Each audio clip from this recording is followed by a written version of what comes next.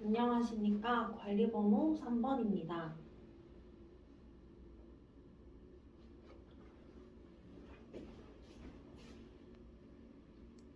수업 시간 시작하겠습니다.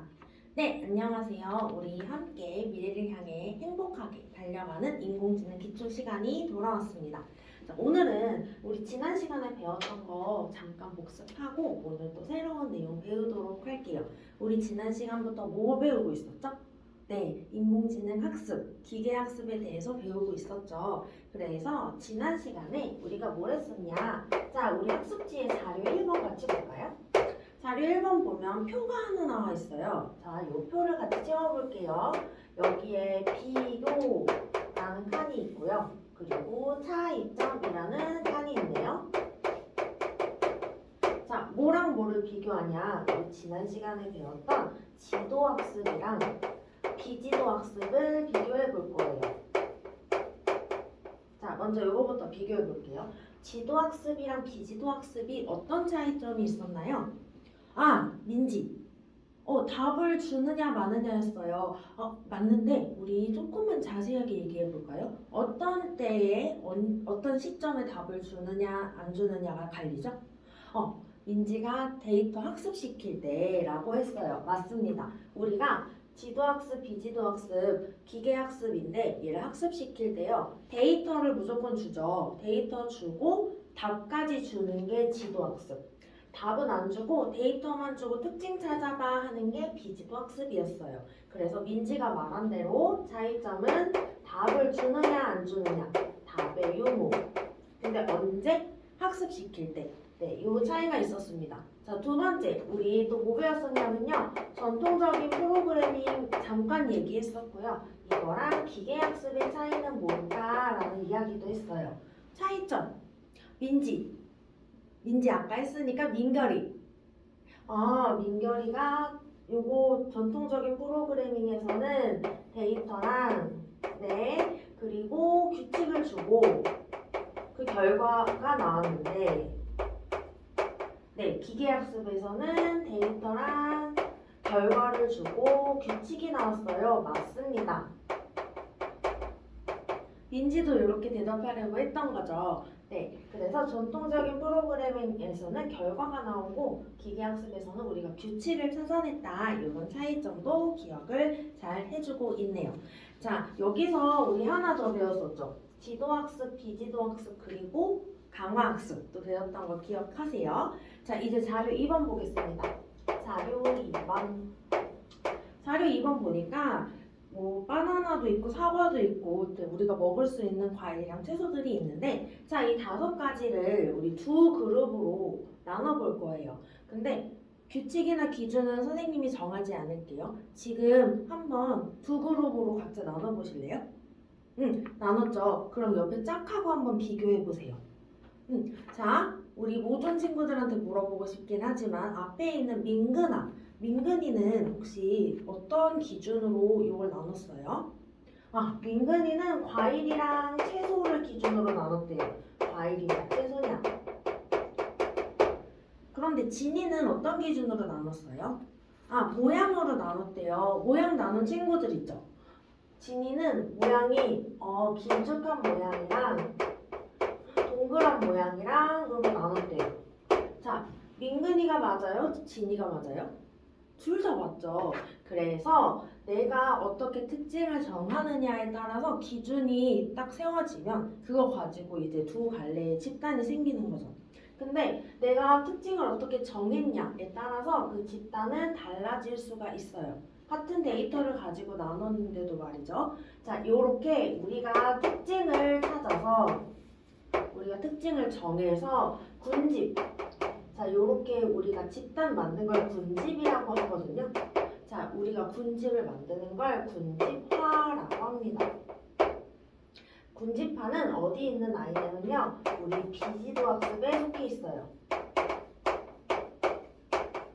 자, 이제 선생님이 연결을 해줄게요. 비지도학습은 데이터만 주고 답을 안 주죠. 그렇기 때문에 우리가 지금 과일, 채소 요거 5가지 데이터 가지고 군집 나눈 것처럼 데이터를 줬어요. 그러면 이 기계학습을 통해서 이 모델이 스스로 특징을 발견합니다. 그리고 군집들을 만들어요. 됐을까요? 네, 이게 군집화라고 하는 거고요. 그러면 두 개로 이렇게 나눠진다는 점에서 분류랑 좀 비슷하죠. 분류랑은 어떤 차이가 있나 한번 보겠습니다. 자, 여기서 볼게요. 분류는 우리 어디 속했어요? 네, 지도학습에 속했어요. 지도학습에 분류가 들어갔었고요.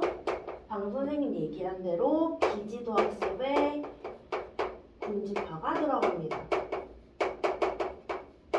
자, 우리 복습할 때 지도, 비지도에는 답이 있냐 없나였죠. 그래서 분류는요, 똑같이 집단을 나누는데 기준, 답에 의해서 기준이 정해져요.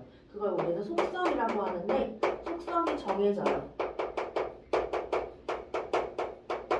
요체로 하는 거고요. 군집화는 내가 특징을 찾았죠. 길쭉하냐, 동그라냐, 내가 모양으로 할래 이런 식으로 특징을 찾았죠. 내가 찾은 특징을 기반으로 그냥 군집을 형성합니다. 그래서 어떻게 나눠지는지는 내가 정한 기준, 특징에 의해서 갈리고요. 어떻게 나누든 뭐 틀렸다 맞다 라고 할 수는 없겠죠. 이런 차이가 있습니다. 자, 그러면 군집화가 사용되는 예시 한번 들어볼까요? 우리 좀 있으면 학급 바자회 하죠. 바자회 할 때 손님들 대상이 있을 거 아니에요? 네, 선생님들도 오시고 학생들도 오겠죠. 자, 그러면 이렇게 생각해 봅시다. 우리가 카페 하기로 했잖아요. 우리 카페 메뉴가 뭐 있었어요? 아메리카노도 있고 초코 라떼도 있었죠. 자, 요거를 이제 마케팅을 할 거예요. 그러면 선생님들 집단이랑 학생 집단으로 좀 나눠서 생각할 수 있겠죠. 요걸 이렇게 정해서 나눌 수도 있는데요. 요거는 분류고요. 자, 군집화를 해보려면 고객들을 보니까 나이가 많은 고객들이 있고 나이가 상대적으로 어린 고객들이 있다. 나이라는 특징을 내가 찾아냈어요. 자, 찾아냈어요. 이걸 가지고 집단을 형성할 거예요. 자, 그러면 나이가 상대적으로 많은 집단이 있을 거고요. 이렇게 표시할게요. 나이가 조금 어린 집단이 있을 거예요. 나이가 많으면 아무래도 건강관리 해야 되니까 단 거 안 좋아하겠지? 그래서 이분들한테는 아메리카노를 홍보하거나 할인해 줘야겠다. 나이 어린 친구들은 아무래도 쓴 거 안 좋아하겠지? 그래서 이 친구들한테는 초코를 권해주거나 홍보하거나 할인을 해줘야겠다. 이런 식으로 마케팅에 활용할 수도 있겠죠. 네, 그래서 내가 속성을 알 때도 할 수 있지만 속성을 모르고 있을 때 내가 그 데이터 손님들이 누구지 생각하고 데이터에 따라서 특징 찾고 군집해서 활발하게 활용할 수 있어요. 자, 여기까지 봤고요. 이제 우리 자료 3번 보겠습니다. 자료 3번 보니까 1단계부터 6단계 쭉 있는데요. 이거 선생님이랑 같이 한번 볼게요. 지금 배울 거는 군집화 얘기를 계속 하고 있는데 군집화하는 방법 하나 알려주려고 해요. 뭐냐면 K평균 군집화 방법이 있어요. 자, 얘는 선생님이 키워드를 알려주겠습니다. 키워드는 뭐냐면요. 기준. 자, 이걸 앞으로 선생님은 중심이라고 부를 거예요. 그리고 거리.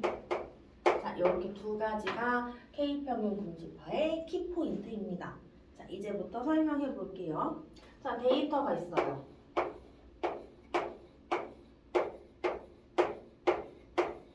데이터가 있습니다. 그리고 기준, 중심이 있는데요. 선생님이 여기에 하나 놓을 거고요. 여기에도 하나 놓을게요.